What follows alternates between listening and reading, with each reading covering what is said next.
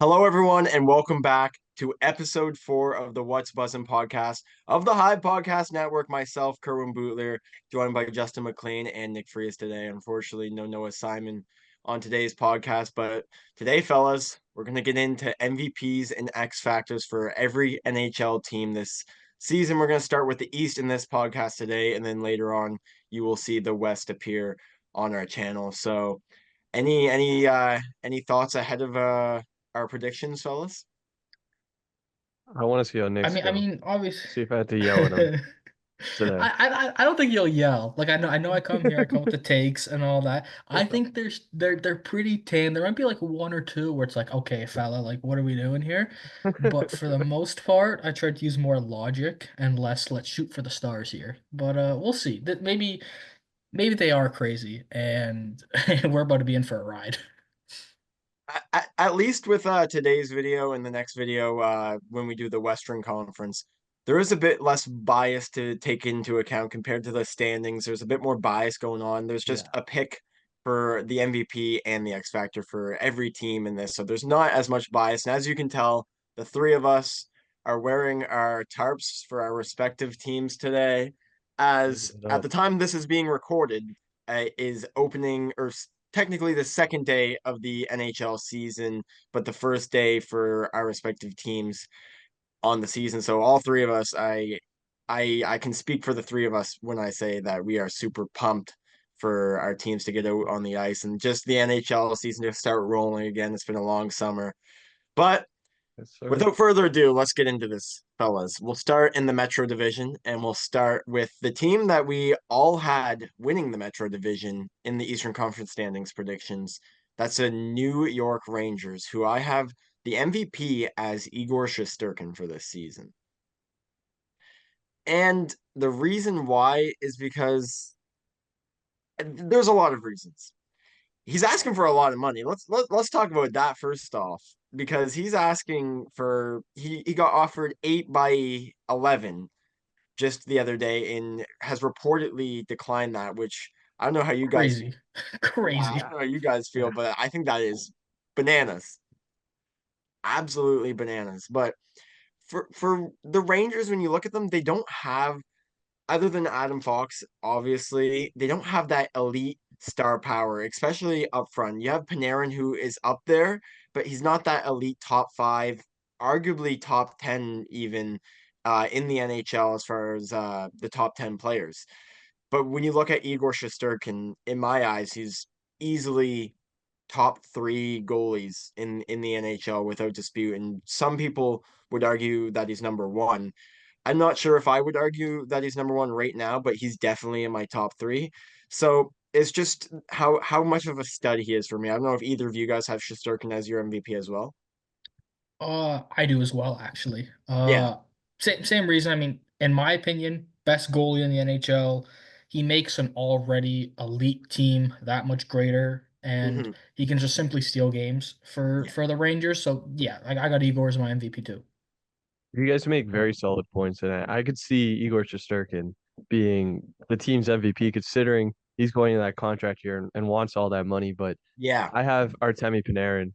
I think this guy's just a consistent, right around 100-point player. If he's good, Vinny Trocheck and Alex Lafreniere, his line mates will be good as well. So I just don't see where Panarin doesn't run this offense. I think the offense runs through Panarin, whether he's the one scoring or he's the setup guy. I think the New York Rangers as a whole run through Artemi Panarin. I think he'll be the MVP, but with Shesterkin wanting a big contract next year, I could see this being the best year of his career, possibly, and him being the MVP as well.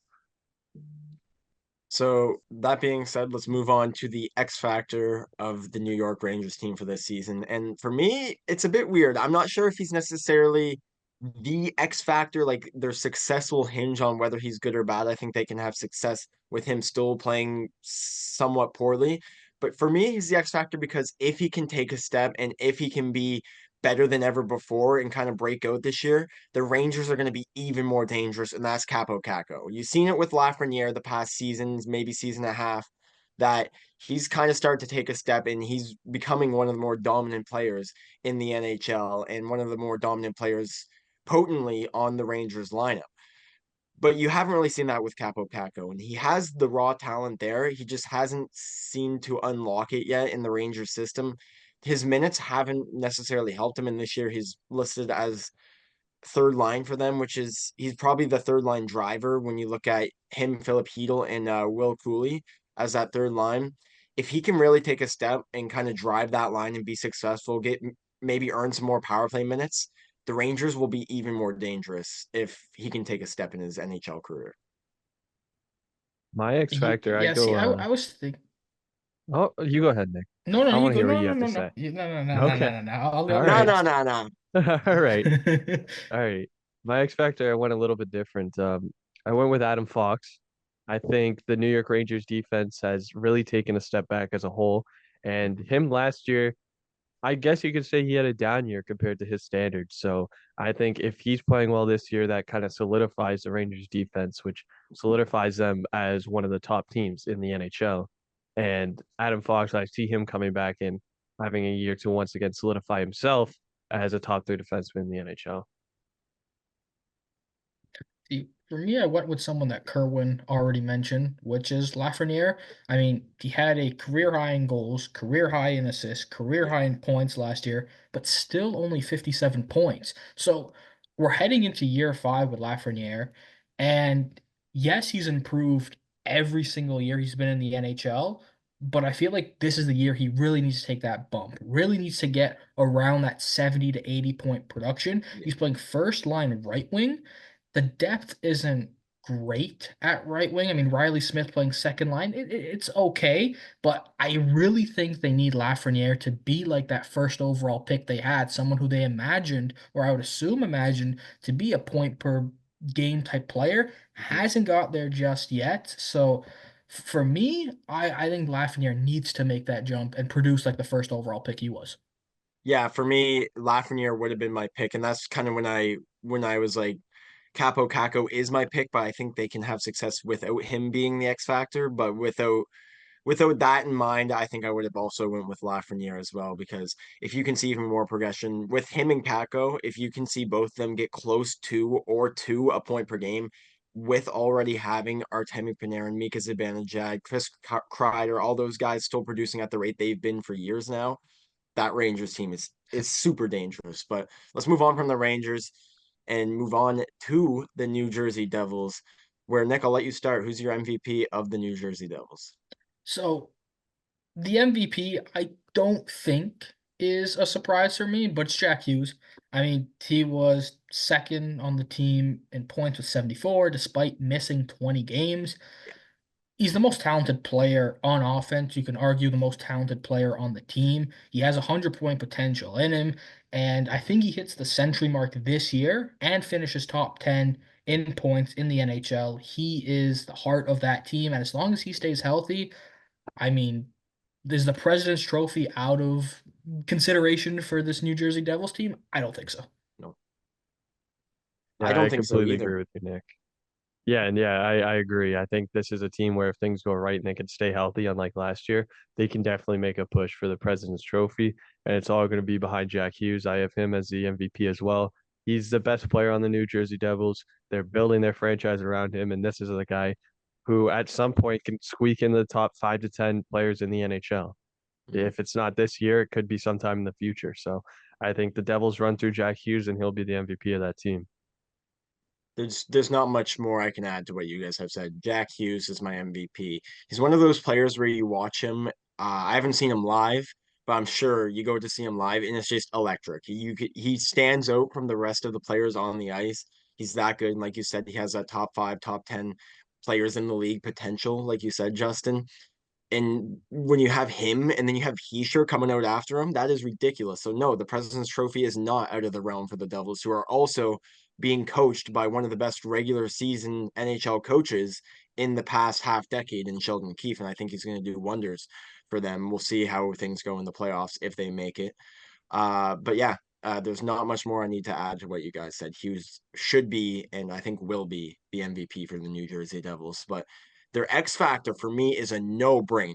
No brainer, Dougie Hamilton. They didn't have him all last season, pretty much. He might have played a few games, if I'm not mistaken, but I'm pretty sure he missed majority of the season last year. and he's back this year. He's that QB1 on the power play. He's that first pair stud two-way defenseman. He's good in his own end. He can move the puck well. He's great offensively, has a good shot.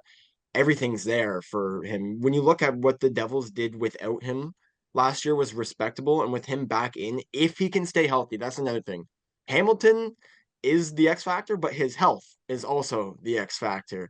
So for me, Dougie Hamilton was a no-brainer as their X factor. Go ahead, Nick.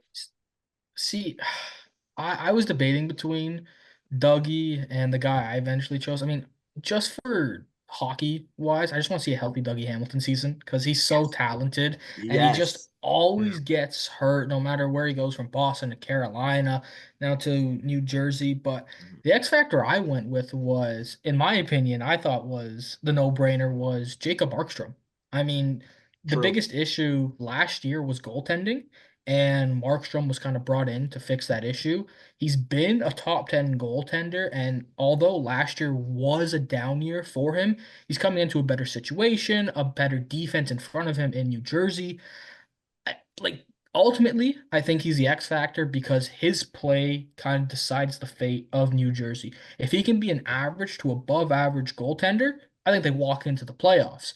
If that isn't the case, they might be fighting for that wild card spot. I even think if Markstrom is they still make it just because the firepower on offense, how good their defense is, but it's a lot tougher road to the Stanley Cup if Markstrom doesn't play how I think we all expect him to play. Yeah. Yeah, I agree with you, Nick. It's going to be Jacob Markstrom for me as the X factor. The thing with Markstrom has always been, especially in Calgary, is sometimes he looks like a top 10 goalie in the league, and other times he looks like a bottom 10 goalie in the league. And I think depending on which Jacob Markstrom you get, the New Jersey, that'll decide the fate of the Devils season, really. I think, like you said, if he's just okay, they could still get in the playoffs just because of how good their roster is, if they can stay healthy, because health was a big question for them as well. You can count that as the X factor if you want to. Their health last year was awful, and then they missed the playoffs, right? So if they could stay healthy and Jacob Markstrom is the good Jacob Markstrom that we've seen before, I think that'll decide where the Devils season goes at the end of the year. So I debated between those two guys, but I went with Dougie Hamilton ultimately. But let's move on to one of Dougie Hamilton's former teams, the Carolina Hurricanes, and the MVP for them, according to you, Justin, is who?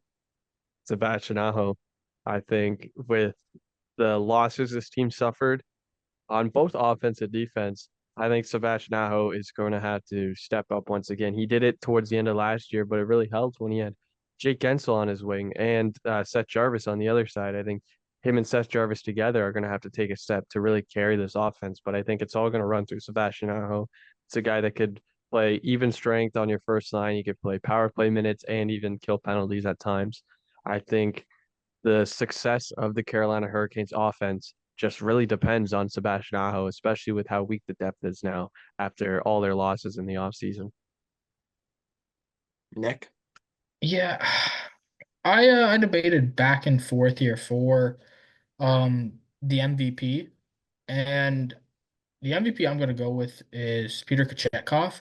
I mean, Freddie Anderson is just unreliable with his health. And in my opinion, this is Kochetkov's job to lose. I mean, 911 save percentage, 2.33 goals against last year in 42 games. He's only 25. I expect him to kind of hunker down the goaltending spot in Carolina and give them a guy they can count on to start 50 to 60 games for the season. And I think his play can also mask a weaker Carolina defense than we've seen going into the season. Fair points, but for me, I do side with Mr. Justin McLean as Sebastian Aho is my MVP for Carolina. Like you said, Justin, it's just the offense runs through Sebastian Aho. He is the guy, and he's no slouch defensively as well. I think he's more one of the more underrated defensive centers in the game. So his two-way play, his offensive creativity is, I think that is something overlooked with Sebastian Aho a lot. He's so creative, and obviously I'm a Leafs fan. I'm wearing the jersey, but I don't necessarily watch every Carolina Hurricanes game, but the games I seen the Leafs play against Carolina, Sebastian Aho was really, really stand out when you look at their offense. Svechnikov and like Natchez, Jarvis, all great pieces, but Aho really stood out. And I think his development as he continues to develop as a player is just what really drives Carolina year to year. And their offense, at least, when you look at their defense, that's a different story. One of the best in the NHL. So that definitely helps as well. But we'll move on now to the X factor for the Carolina Hurricanes. Who do you got, Nick? I actually have Andrei Svechnikov. I mean, here's the issue. He's a productive player, but there's a big if, and that's if Mm-hmm, he's healthy. I mean, mm-hmm. last 2 seasons, 59 games, 64 games. I understand it's not a ton of missed games, but still enough for, in my opinion, a weaker Carolina offense this year. They need him to stay healthy and play the full 82. They can't have Jack Roslovic as left wing one. You guys know I'm clearly not the biggest Jack Roslovic lover here, so that that only amplifies Svechnikov's ability to stay on the ice and produce. He has the potential and the line mates to lead the team in scoring. It just ultimately comes down to if he can stay on the ice or not. Similar to that is why I have Freddie Anderson. Freddie Anderson as the X factor. I do love what I've seen from Kochekov, but I don't know if he can take the full load as a starter in the NHL right now. So for me, the less games you can have Kochekov in, and the more you can have Freddie Anderson in, is the better for your franchise ultimately. And I think when you look at playoffs, I think they'd want Freddie in as well. A healthy Freddie over a healthy Kochekov right now. So for me, it's similar to Dougie Hamilton. It's Freddie Anderson and the health therefore of Freddie Anderson. Yeah, I was gonna say the exact same thing, Kerwin. Mine is Freddie Anderson, but it's more so Freddie Anderson's health, really, Mm-hmm. because when he's healthy, he's good enough to be a solid goalie behind that Carolina Hurricanes defense. So I just think as long as he's healthy, the Carolina Hurricanes will not have any worries at goaltending. And with all the pieces they lost up front this year, I don't think they want to have to worry about who's going to play each and every night in net. Yeah, Freddie Anderson health big problem. Former Leaf goalie, but let's talk about a current Leaf goalie. Some breaking news actually. This one hits tough for me, is that Joseph Woll has just been placed on injured reserve for the Maple Leafs. So bringing you Ooh. some live breaking news, Woll on IR for the Maple Leafs after having apparently lower body tightness yesterday at practice. So we'll see how long that keeps him out for. But let's keep on moving on. Washington, where I have their MVP. This might shock you guys completely. I have their MVP being Charlie Lindgren this season. Really? I He was mean, he was probably their MVP last year, to be honest. yes. Yeah, Yeah. he got a Hart Trophy vote. Yeah, Charlie okay, well, Lindgren. that was a Mickey Mouse Hart Trophy vote from That's the a Caps crazy. reporter, It but was a Mickey yes, Mouse. It was Mickey Mouse, but I guess he he was did. really good. He was very good, yes, yes, and really helped him get in the playoffs. Yeah, I don't think without Lindgren that Washington squeaks in the playoffs in that final 2 week race that they had with the Red Wings and the Penguins and the Islanders, I think it With Flyers. was. Flyers. Yeah. The Flyers, right? The Islanders were in or Yeah, out. well, the Islanders were also in the race for a bit, but then they got the Yes, but spot a they little got bit before in everyone else. Yeah. before everybody else. Yes, correct. But yeah, without Lindgren, I don't think Washington ends up getting into the playoffs. He was phenomenal last year for them. Their defense in front of them has improved this season, which is going to help them out a little bit when you look at Jacob Chikrin being added to the mix. But even with a weaker defense in front of him last year, he managed to put up solid numbers night in and night out, like above 900 save percentages like every single night in a team that you probably shouldn't be doing that. It's similar to like a Lucas Dostal for me. Like when you look at Dostal, he's put up like 900 save percentages every season or higher with the Anaheim Ducks, a team that you probably shouldn't be doing that. And Lindgren, although Washington is better than Washington is better than Anaheim, sorry, and they have been for the past few seasons, he still hasn't should have been putting up the numbers that he has been. And I don't see him slowing down this season. I seeing him I'm really just jumbling my words here. I see him riding the high wave from last season that got Washington into the playoffs, riding that wave straight into this season, straight through this season, and barely missing the playoffs for Washington as I predicted in the standings video. But I see Lindgren being phenomenal. I don't know if it's a gut feeling, if it's something that's sustainable after last year, but I think Lindgren is going to be just as good, if not better, than last year. Maybe I'm lower on Lindgren than most. I really like the addition of Logan Thompson. Um, my MVP though, I'm gonna go Dylan Strome. To me, it looks like he found his like forever home in Washington. I don't know if you guys ever watched those like housing shows like the Love It or List It and all that. Yeah, it feels like his forever home. They came in, they came into his house, they redid it, now they love it, they're staying, blah blah blah. But it's back-to-back seasons with 60 plus points for Strome after failing to reach that number in his last seven. He's going to lead the team in points again. I still think his best seasons are still upon him, and I don't think it's out of the imagination to have Strome have a 20 goal, 60 assist season. I really like Strome. I think he's going to be, I don't think he's getting enough discussion about him heading into the season. I really like Washington. I like their offense. I like the new pieces. Strome's going to be a really, really major piece to this team, and I think he's going to be the team MVP. That's definitely fair. I do really like both those picks, but my pick is Alex Ovechkin. I think if Strome's having a good year, he's going to be one of the biggest beneficiaries of it, playing on his wing, right? So I trust me, I dislike Alex Ovechkin as much as the next guy. So, but I think as often as you tell that guy he can't do something, and it sounds like everyone's telling him he can't break the goal record this year, that's when he's going to go out and do it. So I would not be shocked if he goes out and pots 42 to break the goal record and be the best player on the Washington Capitals. But I do love the Lindgren pick as well. I think over the last 2 years, he's probably been the team's MVP. I wouldn't be shocked if he does it for a third time, but he's going to have a little bit less of a workload now with Logan Thompson. So at the end of the day, I did go with Alex Ovechkin as the MVP. Yeah, that is something at least to note with Logan Thompson coming in, probably take a bit of the workload off of Lindgren. So that does make both of your picks very feasible as well, in my opinion. I think all three of our picks here today were pretty solid picks for Washington. I could see any one of the three being the MVP for the Washington Capitals.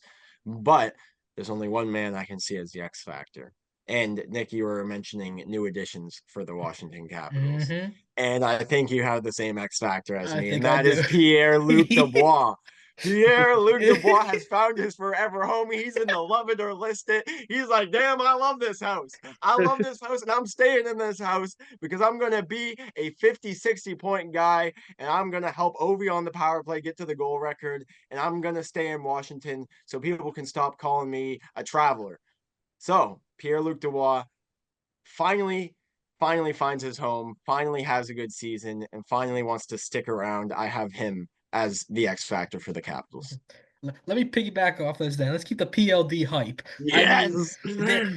very much this could very much like make it or break it for PLD right here. Like let's be honest. Literally, Like his career could be done. dude, it's his fourth team and he's just 26. Mm-hmm. That's crazy. He only put up 40 points last year for the Kings, but the Capitals need PLD. They need him to be that all-around center he was supposed to be out of the draft. This And for dude that is cap hit.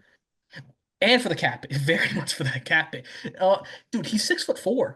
Like he's a big fella, and going to Washington, I think he's gonna throw the body a lot more. I think that 50 to 60 point mark is very feasible. He might Mm-hmm. even touch 70. If Washington hopes to make the playoffs, PLD is going to have to be a major contributing piece, and I think he will be. I'm all on the PLD hype train this season. You can be you be the conductor. I'll hop on the first little cart behind you, and we'll keep going around because Yes, sir. I'm all on the PLD hype train. I am too. And you mentioned the height and the size of him. He's gonna be playing with Tom Wilson on his Oh line. yeah, he is. Playing against that line is gonna be hell for anybody. Like, God, I don't even want the Leafs putting Matthews out against those two because he's gonna get crushed against the end boards and be out for a week because his wrist hurts again. Anyway, Justin, who's your X factor? I think the hype train got stopped about 6, 7 years ago for PLD, and I don't think it's Boo, picking back up. boo. You mentioned love it or list it. He's listing it again after this year. It's there's only so much you could do for a guy like PLD, but my X factor for the Washington Capitals, the same as my MVP, it's Alex Ovechkin. I think that guy can either have a 5 goal year or a 40 goal year.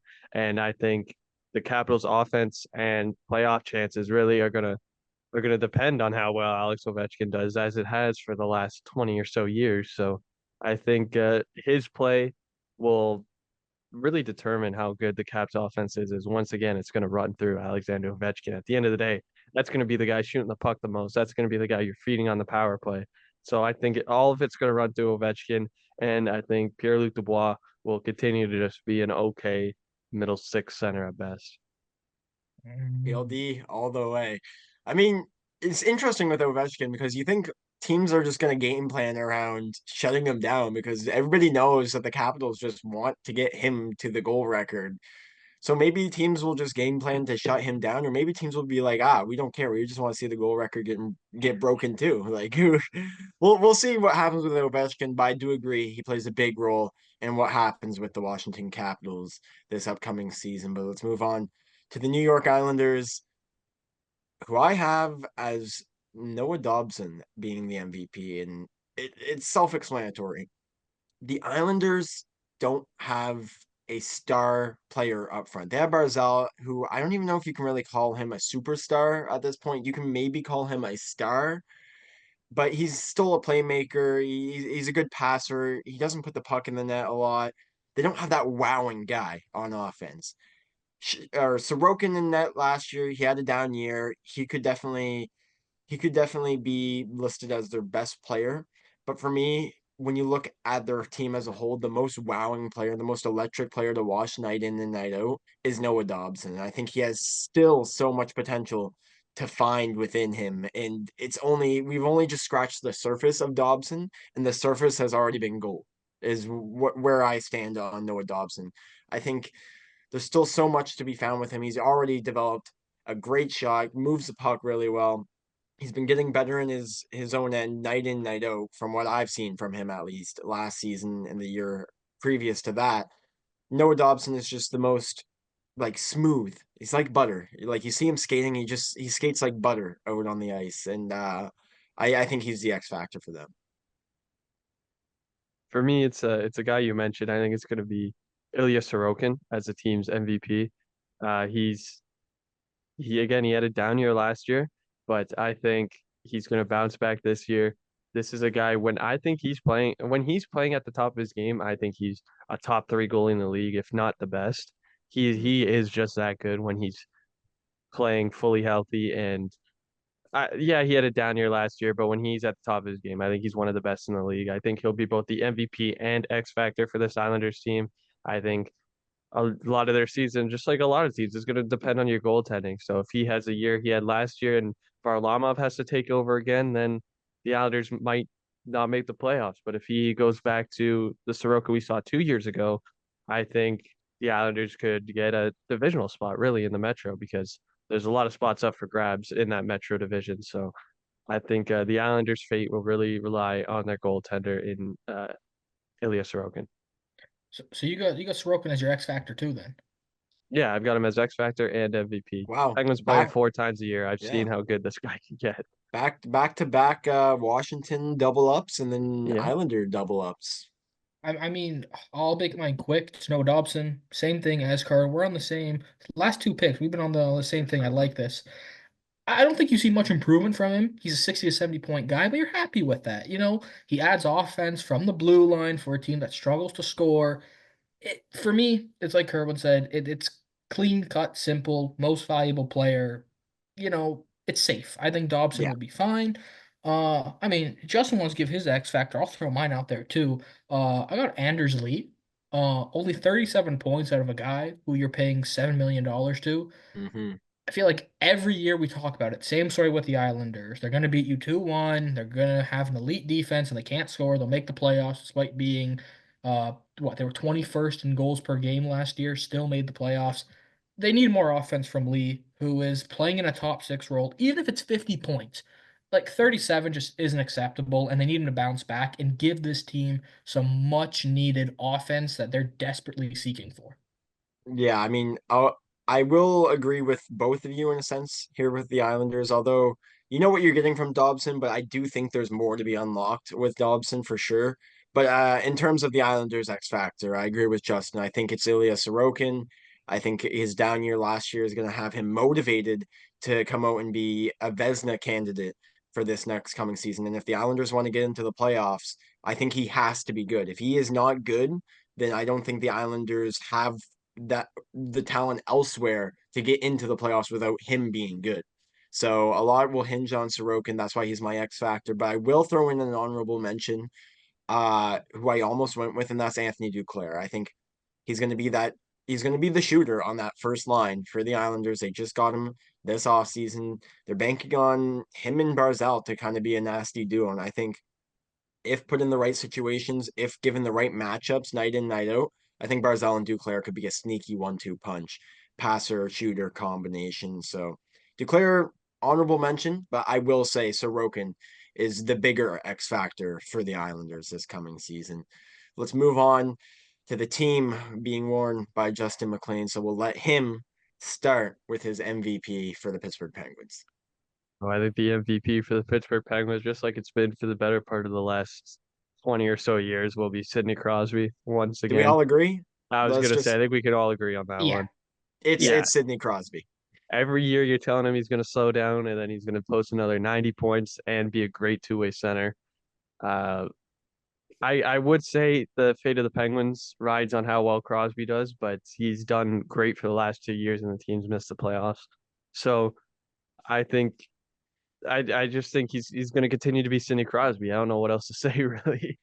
I was literally thinking as you were talking about like what do I need to add about Crosby, It's and just Sidney there, Crosby. there's nothing more you could add. It's Sidney Crosby, and he's gonna be their best player because he's Sidney Crosby. Anything more, Nick? No, literally, you could just come in, say it's Sidney Crosby because he's Crosby, move on, and And that would have been and fine. let's move on then because it's Sidney Crosby. Um, my X factor for them, similar to Sorokin last year, is Tristan Jarry this year. The only thing great that Jarry did last year was score the only goalie goal of the season. Whoop de doo! Like get your friggin' save percentage up there and help the And team win lead the some more league in games. shutouts. Sorry. Okay, Sorry. okay. Win some more games, get your save percentage up there, be better because we know you can be better for Tristan Jarry. That's the thing. I like to hate on Jarry as a bit of a Penguins hater and a Leafs lover. Jarry can be better than what he was last season. He's shown it before. He was paid the money by Dubas to be better than what he was last year. And I think he can. And I think their success will hinder on whether he can or not. I think he can. I'm not saying he will, but I'm saying their success will hinder on whether he does or not. I have a very similar pick to you, Kerwin, but it's a little bit different. I just kind of put the goalies because the Pittsburgh Penguins aren't sure who their goalie is right now. It could be Alex Nedeljkovic when he's hot. It could be Tristan Jarry when he's hot. I think in the big moments, Alexander Alexander Yeah. Nedeljkovic has just been better in the big moments. While Tristan Jarry really hasn't been the go-to guy when the game's on the line, the season's on the line, even. So I think when the Penguins figure out who their goalie is, that's who's going to be the X factor for this team. I also want to throw in there. Can we just say the X factor is whoever it was that replaced Todd Reardon as the power play Yeah, coach? yeah.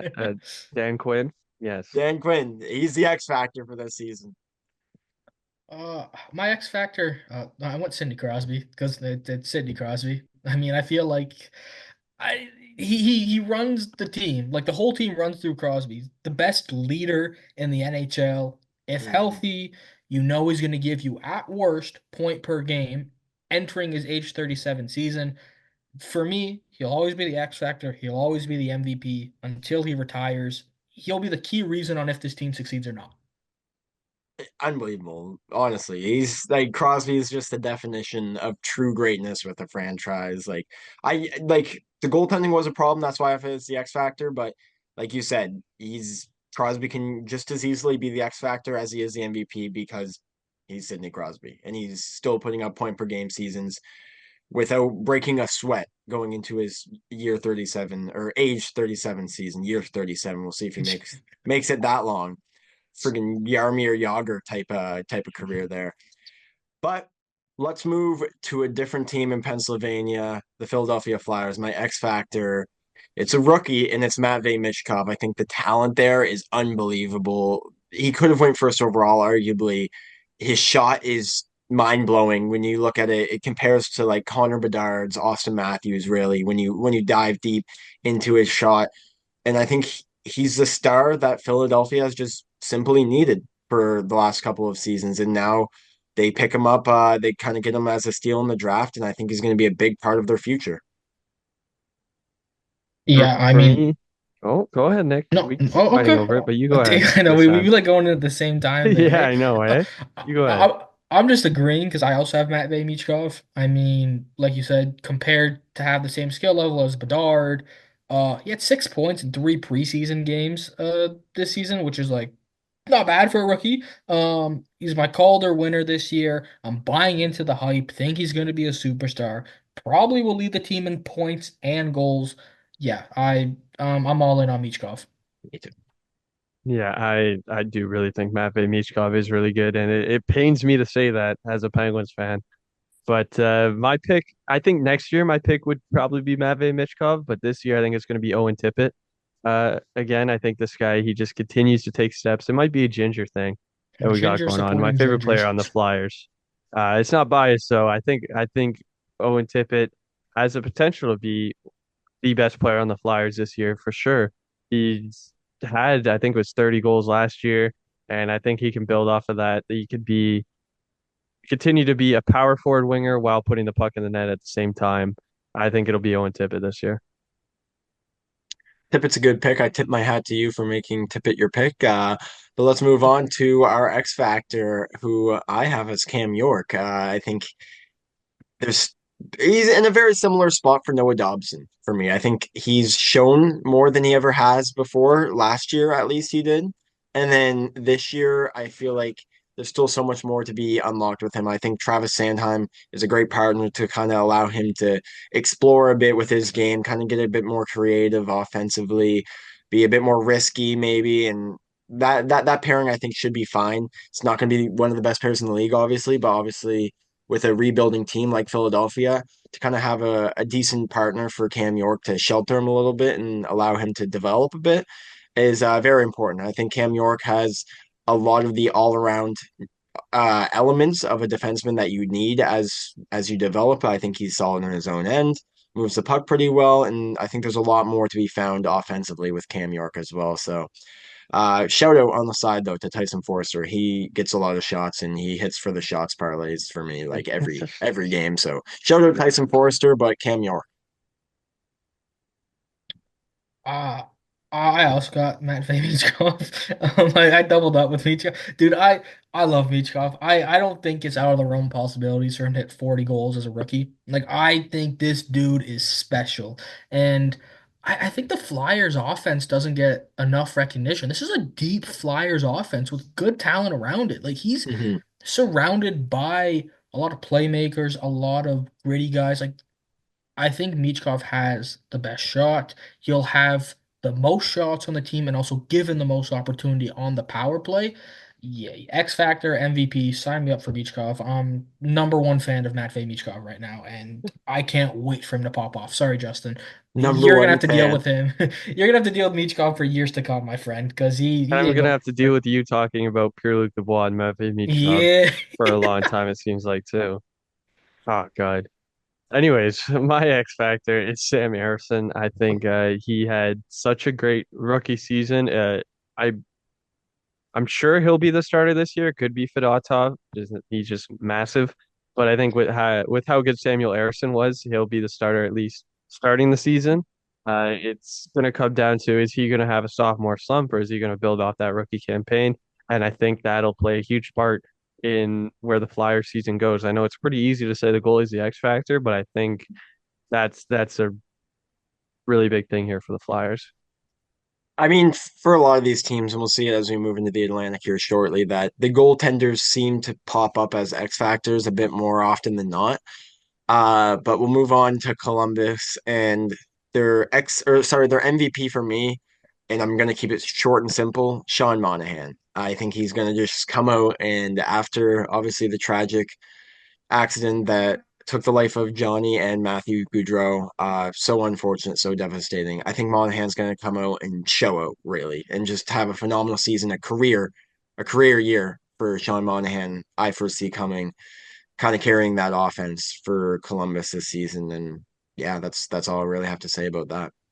I think that was very well said, Kerwin, and I agree with you. I think it's going to be Sean Monahan just coming off of the accident with Gaudreau. I think that'll, I guess, light a fire under his ass to just have what I could see being the best year of his career in Columbus.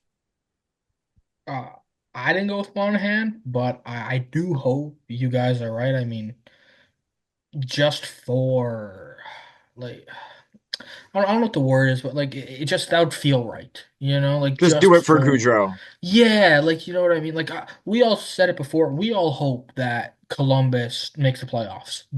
We hope that they come out, outperform everything because of the passing of both Goudreau brothers, and it would just be like a great thing to watch for hockey. You can't write that type of stuff. My MVP though, I went with Kent Johnson. He's a former top five pick, and I think Columbus has really hindered him and his development. Looks like he fell out of touch with the previous coaching staff, but now you have a whole new coaching staff come in. I think he's going to flourish, given extra ice time, and I think he might even lead this team in points. I'm very high on Kent Johnson this year. I like Johnson as a player. I don't know about the MVP for this season for the Blue Jackets, but for me, the X factor for Columbus is Zach Werenski.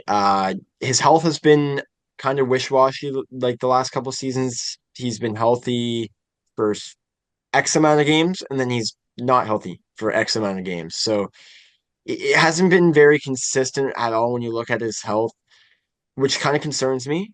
So similar to like the Freddie Anderson pick, the Dougie Hamilton pick, where as much as it's Zach Werenski and his skill and his talent that is the X factor for the Jackets, it's also whether or not he can stay on the ice throughout 40, 50, 60 plus games for this Blue Jackets roster. And if he can, that's a big boost for them. Brings a lot offensively, defensively. He's a good leader in the room. He just kind of has all the intangibles and he has all the non-intangibles. He's just a great defender, to be honest. And that's my reasoning behind it. His health is a problem, and if he can stay healthy, he can be a big boost for the Jackets. I completely agree with you on both Columbus picks, Kerwin. So I'll keep it short. It's going to be Werenski, and it's going to be his health. I just want to see what he can do if he stays fully healthy for a season, if he can be that number one defenseman, if he could be, yeah, that guy that the Blue Jackets have pay him to be and want him to be. I just want to see him be fully healthy for an entire season and see what he Yeah, can do. 100%. I went with someone who had health concerns last year with Adam Fantilli. Just 49 games, 27 points. Heading into his sophomore year, you're kind of hoping he can show you that he can be that first line center of the future. I'm not expecting him to light the world on fire by any means, but a healthy 82 game season with 60 points for a rebuilding team, that's what I think is going to be the X factor. And if Fantilli can show you he can be that cornerstone asset for you going into the future. Both solid picks as well for you, Nick. But I I I mean, bit biased, but I'm gonna have to say Justin's picks were better. Um, let's move on. Let's move on, gents, to the Atlantic Division, the oh so scary deep Atlantic Division that neither of you have to deal with, but so unfortunately I do. So we'll start there with the Toronto Maple Leafs, and I don't like want to call him Crosby or like give my explanation like the Crosby explanation, because he doesn't have the greatness of as Crosby, but their MVP's Matthews, and like nobody's gonna complain about that. Nobody's gonna debate that. He's the best goal scorer on the planet. He's probably gonna win the Rocket Richard, and he's gonna be their best player this season. Matthews is gonna be their MVP right here, baby. Brand new captain. I agree with you where you can't hold him to the same standard as Crosby, but I also agree with you where it's pretty obviously going to be Austin Matthews. He can go out and put up 60 plus goals again and 70. still be 70's a on the table. solid, not great, but solid two-way centerman. Um, it's Austin Matthews, honestly. There's not much more to say. Yeah, Matthews, like you said, be 70 goals. When he's a top five player in the league, he's going to be the MVP for whatever team he practically plays for. So yeah, Matthews is my MVP too. Yeah, the only way he wouldn't be the MVP is if he played with McDavid or McKinnon on either the Oilers or the Avs. So that's the only way. If he was on a random team with Draisaitl, he would be the MVP. No, Anyway, he wouldn't.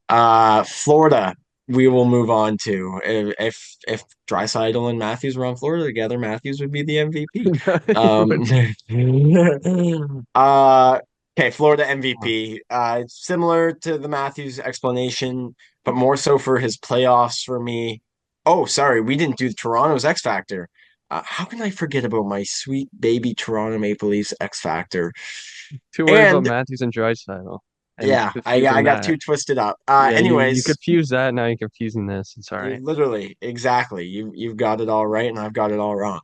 But we broke some news earlier, some disappointing news for me, and it's my X Factor player for the Toronto Maple Leafs, and that's Joseph Woll, and just as much his health as it is him, because when he plays, he's a great goalie. There's his stats don't lie. You look at his stats when he plays. Woll's been a great goalie in the NHL, but that's the problem when he plays because he doesn't play all the time. Because why? He's hurt, and he continually gets hurt over and over and over. So until Woll's health can kind of stable out and be consistent, um, he's the X factor for me. Yeah, I agree with you, Kerwin. When at the time I made this list, I had Joseph Wall down, but now he's injured. I think the Leaf season is going to come down to how well Wall can be. But if he's injured, I'm going to change my pick to a guy like Mitch Marner. And it's not so much that he's going to be the X factor for the Toronto Maple Leafs, but I think this year is going to make or break his future in Toronto, really. And I Mhm. don't think anyone can really disagree with that. Shaky playoffs. A lot of Leaf fans don't love the idea of having Mitch Marner as a Toronto Maple Leaf. So let's see what he does under a new head coach. And he's obviously usually 90 to 100 point guy in the regular season. Now let's see if he can do something different in the playoffs under the new head coach. Yeah. I'm back. The Wi-Fi is going crazy today. So, but my X Factor, I had it as Wall, but I have Stolars now after the injury. You have a guy who hasn't played more than 40 games in a season. Can he handle that starter workload? That's where I'm a little concerned about. But yeah, it was gonna be Wall, but now that he's on IR, yeah, it's got to be Stolars and just the Leafs goaltending. Can they basically hold down the fort? The goaltending is definitely the X factor, whatever way you want to spin it. Hopefully, Wall on IR, he has to miss a certain extent of time, but hopefully it's not too much. Obviously, it's not LTIR, which would be I'd be panicking right now. I'd be absolutely panicking. But let's move on to the defending Stanley Cup champions, the Florida Panthers. And I teased that earlier. It's similar to the Matthews situation, but more so for the playoffs and just the way he plays. So intensely, so grittily. I don't even know if that's a word, grittily. He's very gritty. And that's Matthew Ditchak. He's offensively electric. He's defensively annoying to play against. He's a bit of a pest like Brad Marchand. As much as it's annoying, it is effective. And so is Matthew Ditchak, and he is my MVP for the Florida Panthers. You want to go ahead, Nick? Same Yeah. thing. Yeah, I'm Matthew Kachuk too. Best player on Florida, in my opinion. 88 points, does it all, can hit, score, play defense. You can argue between him and Barkov, but I'm gonna give the edge to Kachuk. I'm expecting him to be back into that 100-point club this year, giving him the edge over Barkov. Yeah. So I think we're returning to Barkov being an underrated player again because my MVP is Alexander Barkov. I think he proved he is the best player on the Florida Panthers in the playoffs. He just makes life so much easier for everyone on the Panthers, the goaltending, the defense, the head coach, the offense. I think that team just runs through Alexander Barkov. I think he'll be the MVP. He might not have the most points, but he'll have the most ice time. He'll have the most PK time and he'll be up there in points. So I think it's Alexander Barkov.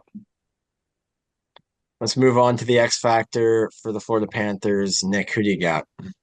I actually have Aaron Ekblad. Um, Ekblad was looked at as one of these elite defensemen coming in, but a frequent issue here we have with a lot of the guys we mentioned is health. And he needs to be fully healthy, especially for this Florida defense that got weaker with the loss of Brandon Montour.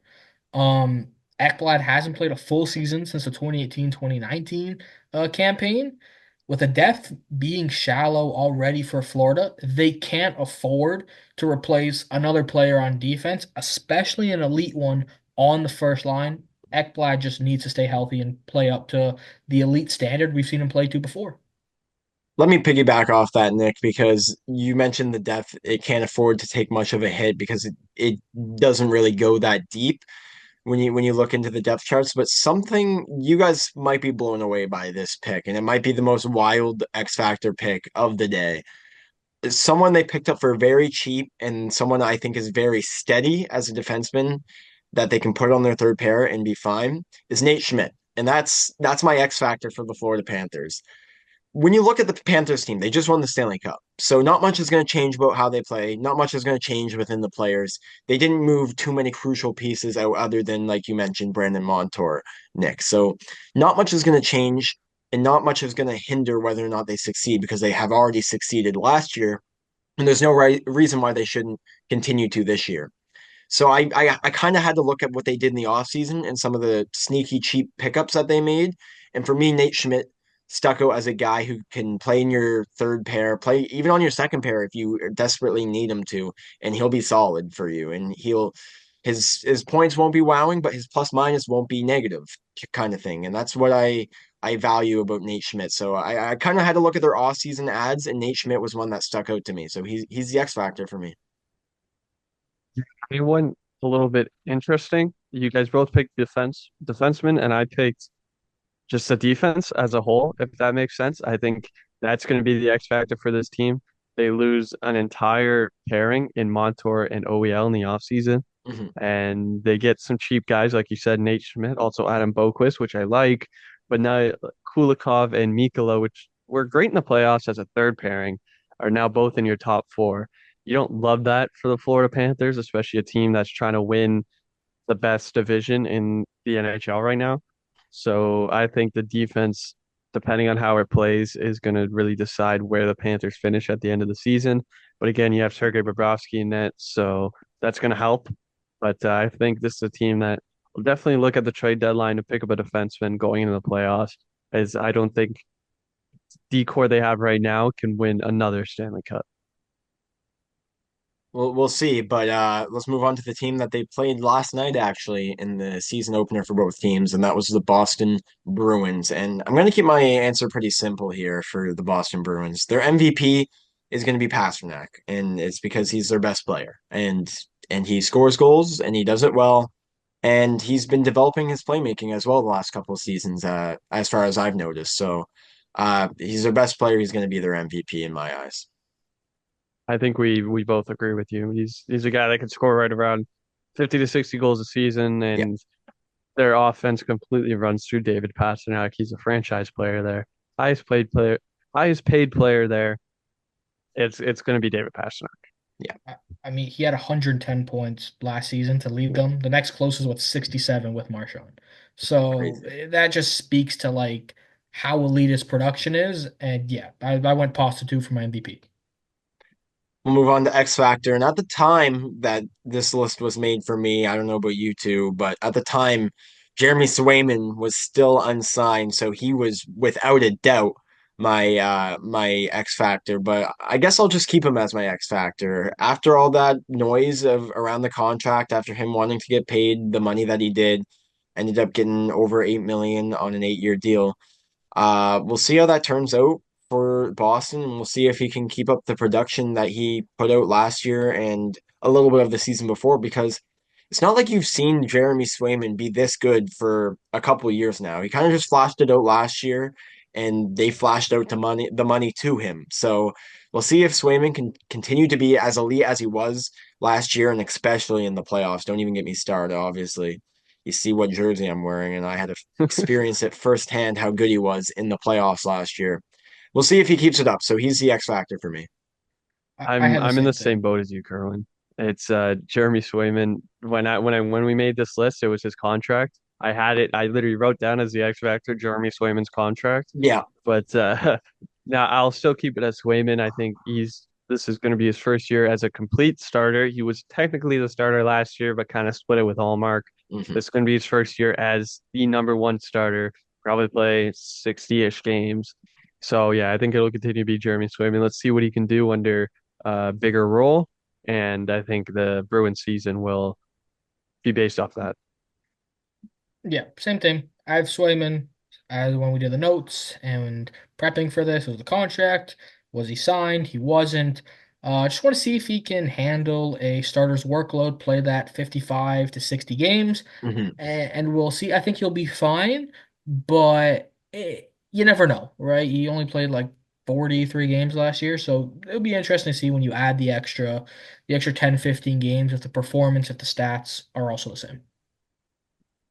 Talk about performance and stats. A guy with a lot of good performances and a lot of good stats last year was the Hart Trophy finalist, Nikita Kucherov, and he's my MVP for the Tampa Bay Lightning. Similar to Pasternak, there's not much to be said. There's good talent outside of Kucherov on that Tampa Bay roster when you look at them adding guys like Jake Gensel. They have Braden Point still around, obviously.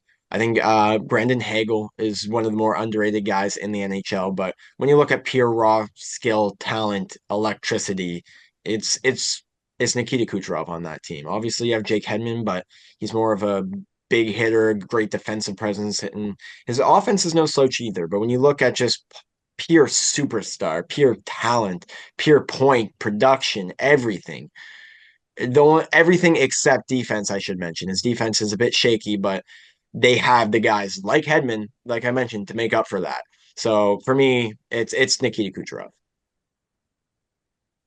Uh, I went a little different. I went with Andre Vasilevsky. Uh, I think when you're looking at this team, it is definitely weaker than last year. And Vasilevsky himself was not playing to what we expected, but I think this is the year he's going to return to that Vezina form that we all expect him to. I know he had a 900 save percentage last year, but he's coming off a serious injury. Like, if you look at the previous seasons, his lowest save percentage as a starter was 915. He isn't washed or declining. I think he's about to throw Tampa on his back and carry him into a playoff spot. Yeah, Hmm. I my pick similar to Kerwin is Nikita Kucherov.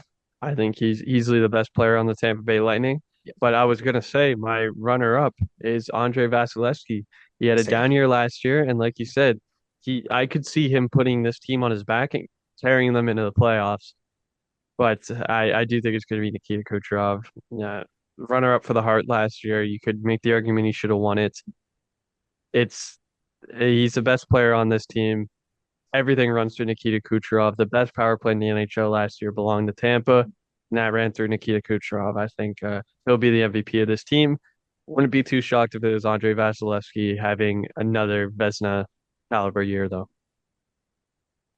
Completely agree. Obviously, Vasilevsky was taken in consideration for me when I was looking at the MVP for the Lightning as well. But for me, it was just clear cut Kucherov because of what he did last season.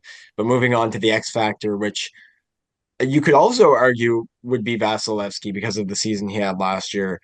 I think he's a great runner-up pick again for the X Factor here. But for me, I have Jake Gensel. His first season on a new squad, his first season with the Lightning, or not a new squad. I guess he played with Carolina to finish up the year last year, but his first season with his new club. We'll see how he does. Because before it was the 1-2 punch of Kucherov, Stamkos, and Stamkos was that big shooter on the power play. But now it's Jake Gensel. So we'll see where there's translations between Gensel's and Stamkos's games in the system of Tampa Bay and where there's not, because there's certainly going to be some areas where the transition from Stamkos to Gensel isn't as smooth as Tampa's going to want it to be. But there's also some senses of the footwork and the speed of Gensel is going to be an upgrade from Stamkos. So we'll see what he does and see kind of where his point production lands by the end of the year. Yeah, I completely agree with you. The same point. I think there's going to be a bit of a transition between Stamkos and Gensel. I have Gensel as my X factor, especially on the power play. I mentioned earlier they were the best power play in the league last Yeah. year.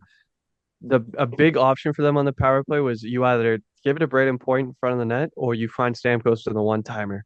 Mm-hmm. Stamkos was right-handed. Jake Gensel's now left-handed. So I think that's going to be bigger than most people think. I think Yeah. that'll kind of screw with how they ran their power play last year. They don't have the one-timer option.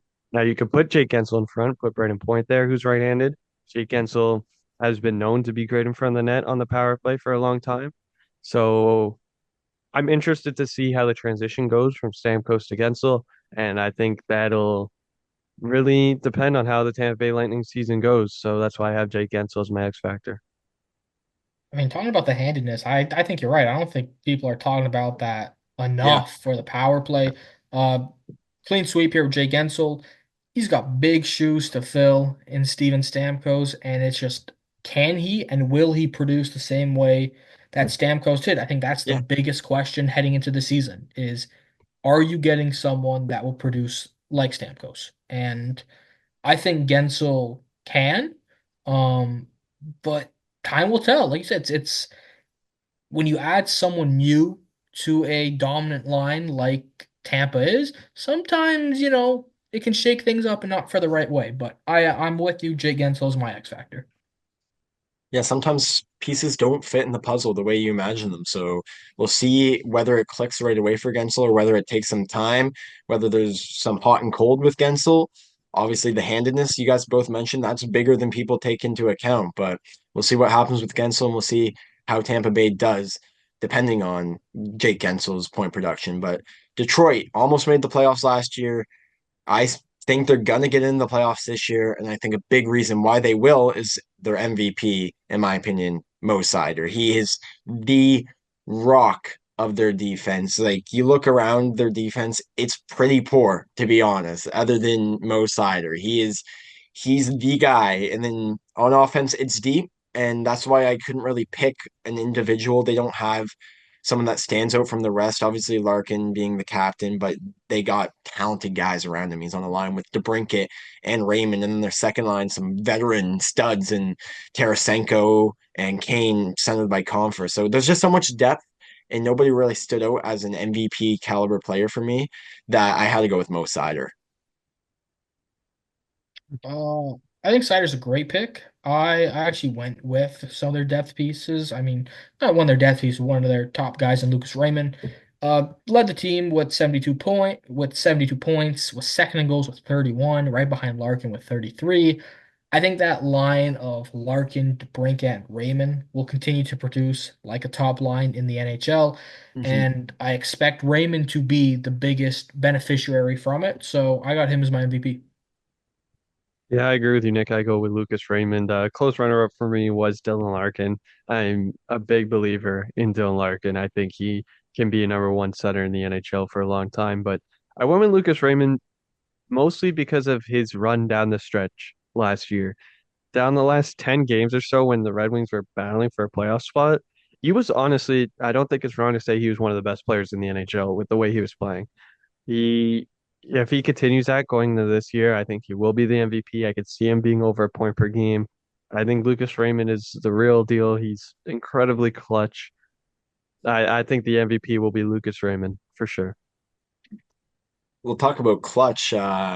Patrick Kane is my X factor for the Detroit Red Wings, and similar to Crosby, where people are saying year in and year out, oh, he's got to decline. He's bound to decline this year. He's got to take a step down, like a step back.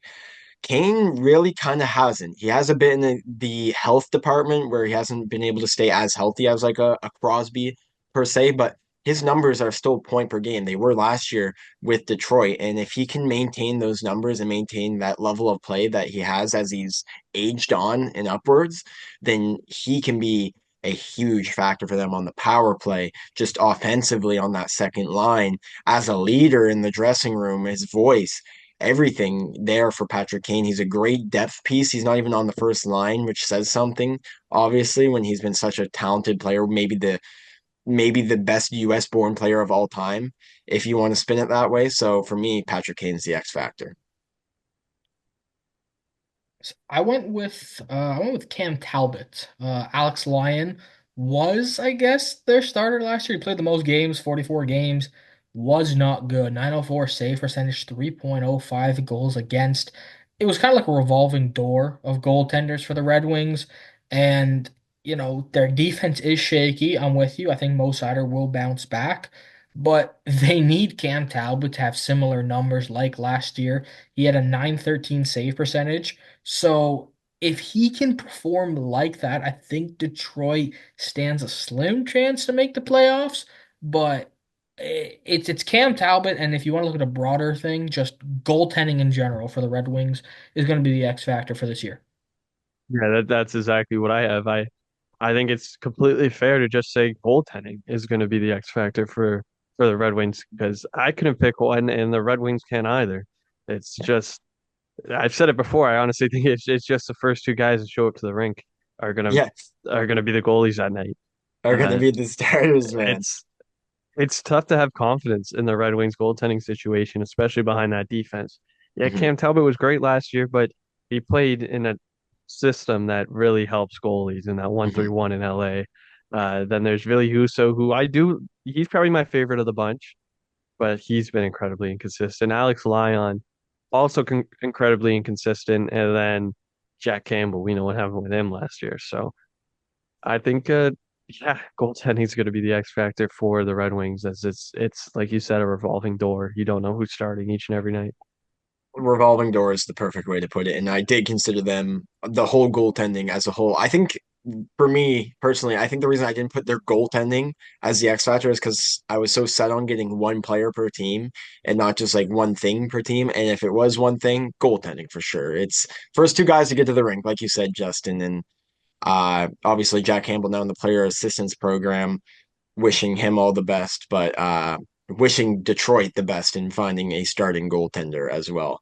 But speaking of starting goaltender, one in Buffalo that I really like is Ukko-Pekka Luukkonen. He's the MVP for them in my eyes this coming season. Last year, he very much showed that he can be a starting goalie in this league, and his numbers reflected that. And he seemed to improve as the season went on, which was also a benefit that you've seen some development there as well. Whereas when you look at Devin Levi, he kind of was fluctuating up and down from start to start that he got.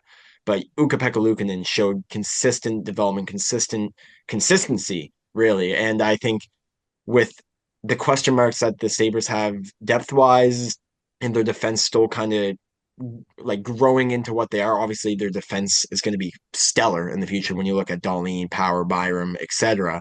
It's going to be gross, but there's still some bumps in the road to come for Buffalo, and I think UPL can kind of be that nice safety net behind them to bail them out when they need a big save because he's shown last year that he can do that. He's the MVP in my eyes. For my I'm MVP, gonna I go. went with. Do you want to go ahead, Nick? Go ahead, Nick, actually. We're doing this. We All right, I've always got a do this plan. every time. I've got a You're plan. going this time. No, I'm not No, going. no, You're you going. go ahead. No, oh, okay. My MVP is Tage Thompson. I know people are looking at him last year. More of a down season for him. I think he'll return to form and become close to that 50 goal scorer he once was. He can still be a cornerstone piece for the Sabres, and they can build around him long term. he I know we looked at him last year's like bad season, Tage Thompson not good, but he still had 29 goals. Like that's nothing to like snuff at. So for me, yeah, Tage Thompson, that's my MVP for the Sabres. And my MVP for the Sabres is Rasmus Dahlin, and the reasoning for that is it's been kind of a slow, steady rise for Rasmus Dahlin to be what the hype was when he was first drafted. I think this is a year where he really takes a step and breaks out. And since I'm going last year, I'll just spoil it. My X factor was is UPL. Similar to what you said, Kerwin. I think I I think he can have a great year, and I think the Sabres uh season really depends on Ukko-Pekka Luukkonen, and he can decide if they get in the playoffs or not. I think going down the stretch in the future, I honestly think he'll be the better goalie than Devin Levi. He'll be the starter for the Sabres for a long time. Yeah, I agree with you there. You piggybacked off me. I'm going to piggyback off Nick with Tage Thompson, not as the MVP, but as the X factor. He had a down year, like you said, Nick, last year. What happens with the Buffalo Sabres this year? A lot of it's going to depend on what Tage Thompson does. So there's not much more to say, but he had a down year compared to his standards last year, and he needs to be better this year. So Tage Thompson as the X factor. Yep, I have him as my X Factor too. Double down MVP and X Factor Tage Thompson. You can argue top three player there in Buffalo. Mhm. Needs to be good, needs to produce back to that 94 points he had a couple seasons ago. Yeah, 100%. Uh, talk about another young guy who can perform at a high level, and that's Tim Stützle. He's the MVP in my eyes for the Ottawa Senators. Things haven't gone well or right for the Ottawa Senators the last couple of seasons, but Stützle has consistently shown that he can produce points no matter what situation he's put in, no matter who's on his line. He can make things happen. So for me, in a not so talented Ottawa, they have a bit of a deep lineup, but they don't have necessarily those superstar players that shine out to you. Stutzel's one of them that kind of does. So he's the MVP for me. I agree with you, Kerwin. I think Stützle could get right back to his 90-point form, and if Yep. he does, that's going to help the Senators a lot. A bit of a down year last year, but I think he could return to what he was expected to be when he was drafted at third overall. Clean sweep on MVP. I got Stutzla too. I hope he's good. I drafted a lot of him in fantasy, so I'm high on him. I think he'll be all right. And I'm hoping that we sweep Stutzel. I'm hoping that we sweep the X Factor as well here. I It's think we Linus do. Ullmark. No, Yeah. it's Yes, Linus yes, Ullmark. He was great in absolutely. Boston. Obviously the Vesna a couple seasons ago. Uh, if he can translate that to Ottawa, he's in a good spot. Yeah, I completely agree. It's going to be Allmark. If he could translate that to Ottawa, like you said, they could be a playoff team. And if he's not that great, they might find themselves in the same spot as last year. Yeah, Allmark makes, I don't want to say makes or breaks, but they're hoping he can be that franchise goaltender for the next couple seasons while they still try and get back into playoff contention. So yeah, clean sweep on MVP, clean sweep on X Factor here with us. Now, last but not least, is the Montreal Canadiens, a rebuilding team, obviously.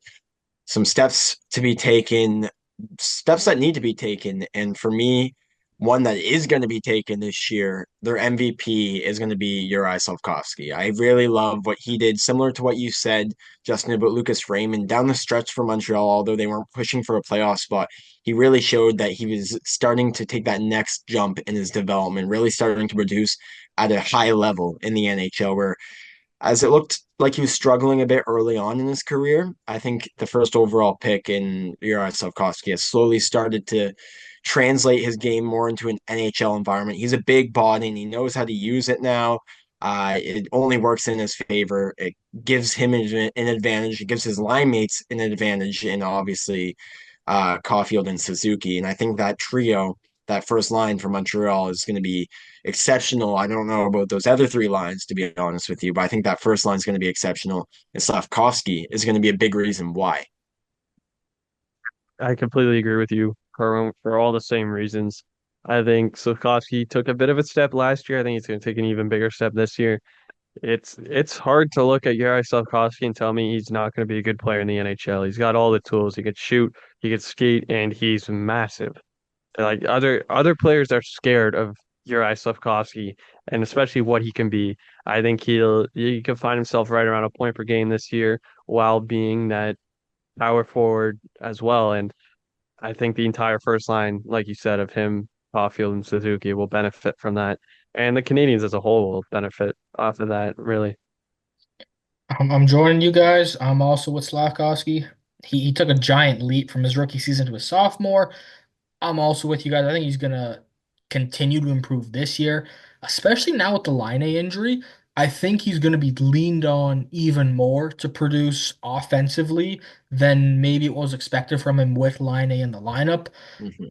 If Montreal, this is a big if they somehow hope to squeak into the playoffs, and I don't know if if they can, they're gonna need him to be kind of like that Brady Kachuk-esque player, like you guys said, good at everything, has the body, can shoot, skate, and I think Slavkovsky has all the tools to develop into a Brady Kachuk, maybe even to like a Matthew Kachuk. I really like Slavkovsky for Montreal, and then I'm with you. He's my MVP too.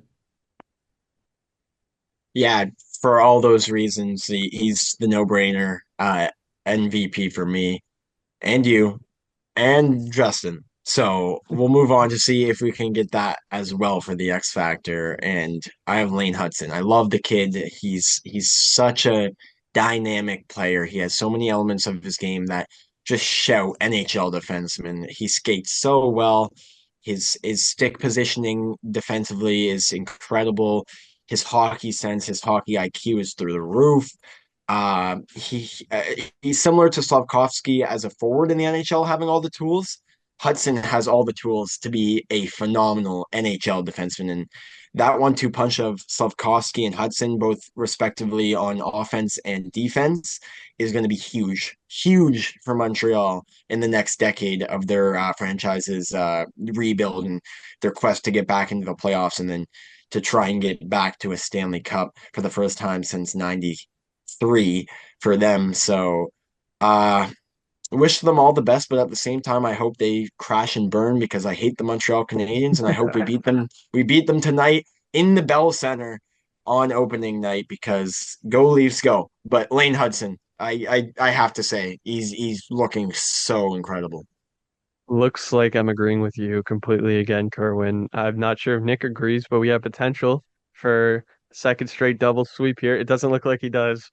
But I think it'll be Lane Hudson. I really wanted to go with Sam Montembeault. He's one of my favorite young goalies in the NHL, but I went with a lot of goalies, so I'm going to go with Lane Hudson. I think he will be a guy where he maybe isn't the number one defenseman to start the season, but by the end of the season, I could see him definitely being there. I think Mike Matheson will start being the number one defenseman and the power play quarterback, but eventually Hudson will get his reps as a power play quarterback and he'll be there, as that's the plan to have him as your number one defenseman of the future. Him with David Reinbacher is going to be something scary that the Montreal Canadiens have, but I think Lane Hudson has potential to win a Calder Trophy this year, really. And I think a lot of how Montreal plays will depend on how good Lane Hudson is. I was so close with you guys. I went defense. I went with a young defenseman too, but I ended up going with Oh, Kane King Gooley. Gooley. Yeah, I yeah, went that's fair. Gooley. I Forgot about him. I didn't even mention him too. Wow. see, they Bro, have Montreal's defense in the future is scary. I hate to say it because I'm Yeah. a well, diehard Leafs fan, but it's scary. they Oh, yeah, it also looks good. have Mayu too, who they took in the Yeah. first round. He might Yeah. turn out to be Yep. something I'm too. also a big Justin Barron supporter. Yeah. Montreal can be gross, Kate. They even got rid of Jordan Harris and it still looks so good. Yeah, Man. yeah, yeah. They're yeah, I really oof, Montreal's defense is it's young and it's gonna be Yeah. good. But I went with Gooley because I think he's going to emerge as a real long-term number one defenseman for Montreal. I know that might be a bit of a take with Reinbacher and Hudson, but I know Hudson's getting like a lot of the hype right now, but Gooley will be on the first line playing a shutdown role besides Mike Matheson. And although the points for Gooley might not be there to what it can be for Hudson, Hmm. I think it should still give Montreal a good idea of their first paired, like their first line of defense in the future with Gooley and Hudson. Because I think ultimately that's what's going to be the long-term first line defense. It won't be Reinbacher. I think he'll slide down a second. I think it will be Hudson and Gooley playing on that first line. And it'll be a very interesting season to watch how Gooley develops and continues to develop as a player as he gets older, gets more reps, and continues playing in the NHL. Yeah, I agree with that. I think that's I mean, you could pick any one of Montreal's defensemen. Maybe not as the X factor for this season particularly, but Montreal's young defensemen are just so scary, and I don't want those Have days to fun. come. I don't want Yeah, those give it. days to come. I'm scared for Michkov, so we can be scared together. You can Like, be scared for Michkov. I'll be scared for Lane Hudson. Because I am petrified, man. I ain't got nothing to I say about. one thing that the Montreal Canadiens rebuild has kind of taught me, or something that I wish the Leafs had done similar when they were really bad in 2016, 2015, is that they should have prioritized young, good defenders a bit more. Because obviously, yeah, we get Marner, we get Nylander, we get Matthews, we get these young, talented forwards, but now when you look at our prospects on defense, Topi Like, Niemela, yeah, um, yeah. Ben Danford, maybe. Hopefully he can be good. We reached on him in the draft this year, but now I'm just kind of getting on a rant. Montreal's defense will be scary in about 3 to 5 years, and it's going to be something that the whole Atlantic Division has to watch out for. And something that you have to watch out for is the Western Conference version of this podcast for the MVPs and X Factors of this season, which should be coming in the next week or so. So keep your eyes peeled for that. We'll be back. We'll have some more hot takes. We'll have it all, fellas. Any last words today? Oilers are beating the Jets 9-0, and we're starting off great. Better than I'll last be season. realistic. Better than like anything can be better than last season. Yeah, see if you get to a better start and maybe a better finish from last season too. Okay, that's not nice. Sorry, I Wow. had to put it there. You teed me up. No last words for your Penguins, Justin? I'm done talking well about the Penguins. We're just gonna have to wait and see, all right? The hopes aren't that high. Even though I haven't made the playoffs, it would be great. But play the Rangers tonight. See what happens. Rangers. We'll Ugh. see what happens. I'm Well, optimistic. as always, the Leafs are gonna beat the Habs in the season opener, and they're gonna do it 5-4. Hit my parlay that I placed about 2.5 months ago for them to win 5-4 in regulation. So we'll see how that goes. Anyways, thanks for watching the What's Buzzin' podcast. We'll see you next time. Take care. Thanks for watching.